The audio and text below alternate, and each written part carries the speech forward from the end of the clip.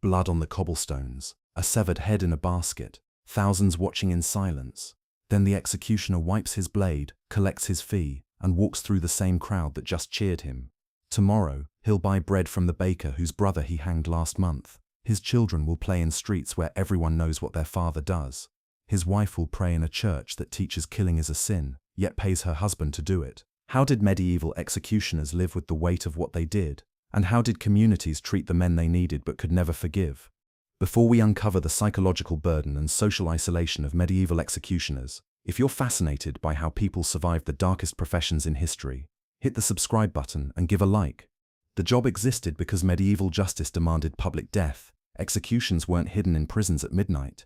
They were spectacles performed in town squares, marketplaces and crossroads where crowds gathered to watch. Criminals convicted of murder, treason, theft, heresy, or even poaching faced public execution as both punishment and warning.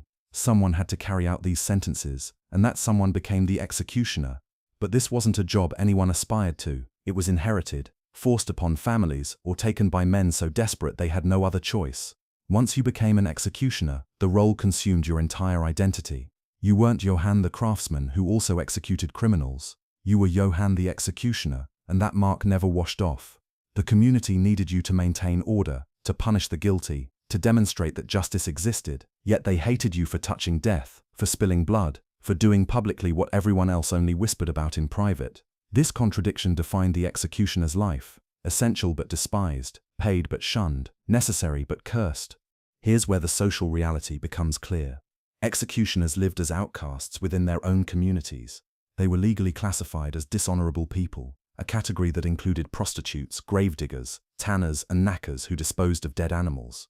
This classification had real consequences. Executioners couldn't join guilds, which meant they couldn't practice normal trades. They couldn't hold public office or serve in militias. Their children were forbidden from marrying into honorable families. In some cities, executioners had to wear distinctive clothing, red and yellow stripes or special badges, so people could identify and avoid them. They sat in separate sections of churches, if they were allowed to attend at all. Some priests refused to give them communion, arguing that hands stained with blood couldn't touch the sacred host.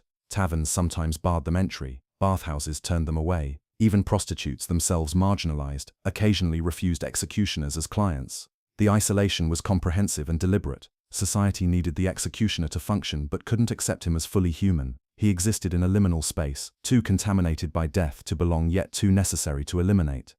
The work itself varied in brutality.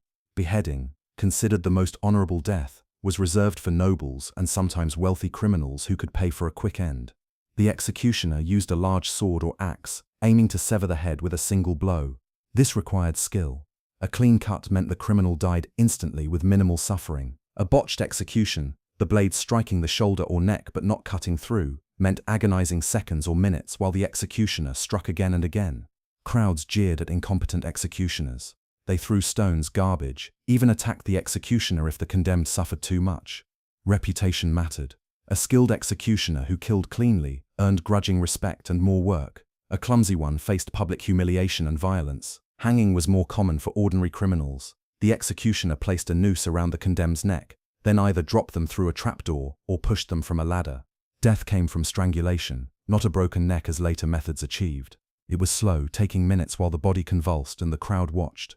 The executioner had to ensure the rope held, that the body didn't fall prematurely, and that no one from the crowd tried to cut the condemned down. After death, the body often hung for days as a warning, and the executioner was responsible for eventually removing it and disposing of the corpse. Now the truly horrifying methods emerge. For severe crimes, treason, heresy, or particularly brutal murders, executions became torture. Breaking on the wheel involved tying the condemned to a large wooden wheel, then using an iron bar to systematically break their bones, arms, legs, ribs, while they screamed. Death came slowly from shock and internal injuries. The executioner had to pace the blows, breaking enough bones to ensure death, but not so quickly that the spectacle ended too soon. Burning at the stake required building a pyre, chaining the condemned to a post, and lighting the fire.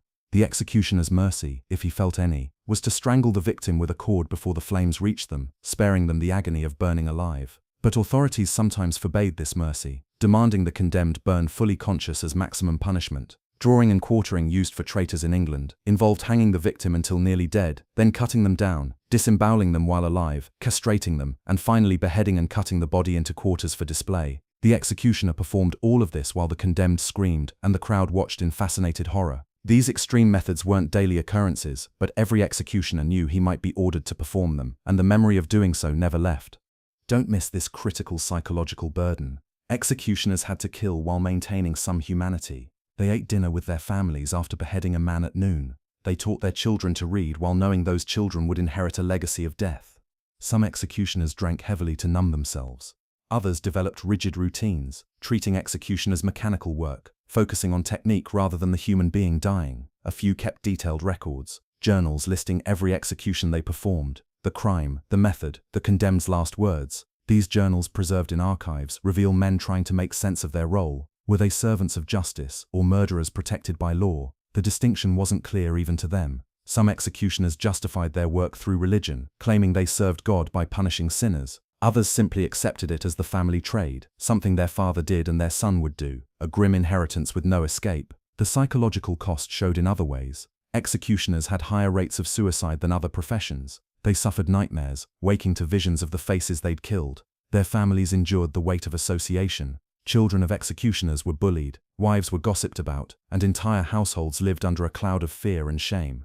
Class and location shaped the executioner's experience significantly. In large cities, executioners were salaried officials, paid regularly by the city council, and provided housing, often a house built near the execution ground or outside the city walls.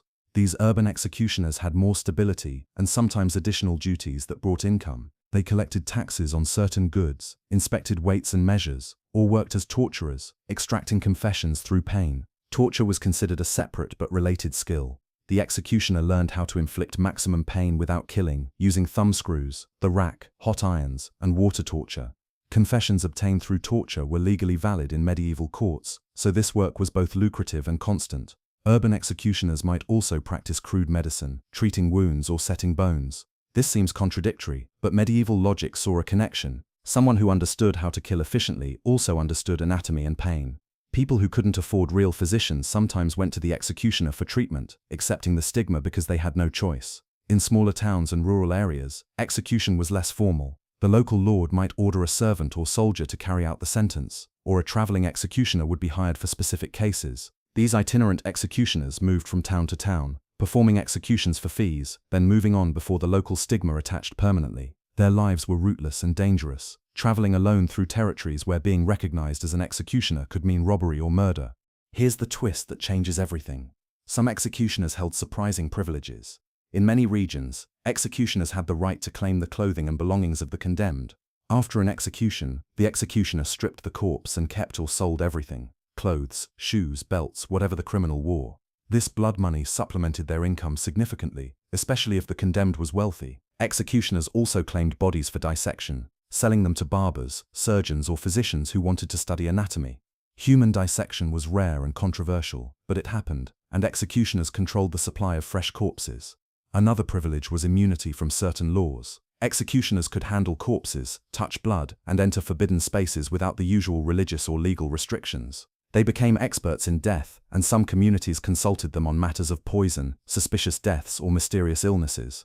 A few executioners became folk heroes, known for their skill and strength. The executioner of Nuremberg in the 16th century, Franz Schmidt, kept a detailed diary that survived and became famous. He executed over 360 people during his career, yet he was respected, even liked by some, because he was professional, efficient, and never cruel beyond what the law required. His story shows that while most executioners lived in shame, a few transcended the stigma through competence and character. The family dynamics were particularly painful. Executioners often married within their caste, finding wives among the daughters of other executioners, gravediggers, or dishonorable professions. These marriages weren't romantic choices but practical necessities. No honorable family would allow their daughter to marry into death. The children born from these unions inherited their father's status. Sons became executioners because no other trade would accept them. Daughters married into similar families, perpetuating the cycle. Some families tried to escape. They moved to new cities where their past was unknown, claimed different professions, and hoped no one discovered the truth. But medieval communities were small and memories long. Someone always knew, someone always told. and the family found themselves back in the same isolation, the same shame.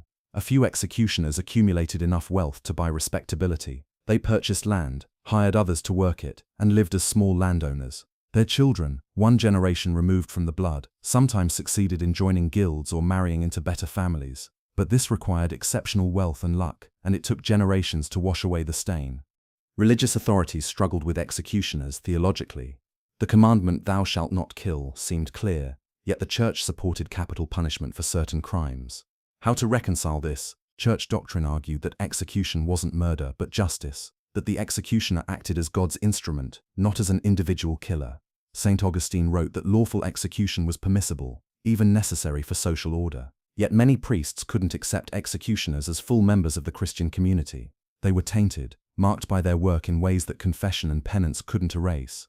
Some executioners became intensely religious, attending Mass daily, making pilgrimages, donating to churches, trying to earn salvation despite their profession. Others abandoned faith entirely, deciding that if God condemned them for doing society's necessary work, then God was unjust. This theological tension never resolved. The church needed executioners to punish heretics and enforce religious law, yet it couldn't bless them or welcome them without reservation. The contradiction mirrored society's broader ambivalence toward death and violence. Executioners also faced physical dangers beyond the obvious. Angry crowds sometimes rioted after executions, especially if the condemned was popular or the crime questionable. The executioner became the target, attacked by mobs who blamed him personally for the death. He had to escape quickly, sometimes fighting through crowds while stones and fists struck him. Family members of the condemned might seek revenge, ambushing the executioner days or weeks later. Some executioners hired bodyguards or traveled armed. They learned to watch their backs to avoid certain taverns or streets, to never relax fully. The stress was constant. Every execution created potential enemies. Every time the executioner appeared in public, he risked confrontation. Some cities provided executioners with armed escorts, recognizing that their safety was necessary for justice to function. But many executioners lived alone with the danger, trusting only family and fellow outcasts, knowing that each day might bring violence from someone who hated what they represented. The transition away from public execution and hereditary executioners came slowly. By the 18th century, some regions began professionalizing the role, training executioners like other state officials, paying them properly, and removing some of the social stigma. The guillotine in France, designed to make execution mechanical and egalitarian, reduced the executioner's role to pulling a lever rather than wielding an axe. This changed the psychological dynamic, making execution less personal, less skilled, more bureaucratic. But the stigma persisted. Even professional executioners faced social isolation well into the 20th century. The last hereditary executioners in Europe ended their careers in the mid-1900s, often expressing relief that their sons wouldn't inherit the burden. The medieval executioner's world, where death was public and the killer lived among those he served, finally disappeared. Modern capital punishment happens in prisons, carried out by anonymous officials, witnessed by few. The executioner has become invisible, and perhaps that's merciful for everyone involved. The legacy of medieval executioners is more than historical curiosity. They embody the contradiction at the heart of justice, society's need for violence to maintain order, and its simultaneous horror at those who commit that violence. We still have executioners, though we call them different names and hide them behind institutional walls. The psychological burden remains, the moral ambiguity persists. Medieval executioners lived openly with what modern societies prefer to conceal, and their struggle shows us the cost of justice when it requires killing. They weren't monsters, though they were treated as such. They were men doing impossible work, carrying a weight that should never have fallen on individual shoulders. Their lives remind us that some jobs damage those who perform them, and that societies often sacrifice individuals to maintain collective order. The executioner's axe fell, the crowd dispersed, and the man went home to a family that loved him and a community that feared him, trapped forever between duty and damnation. If you enjoy the hidden sides of medieval life, hit subscribe and give this video a like.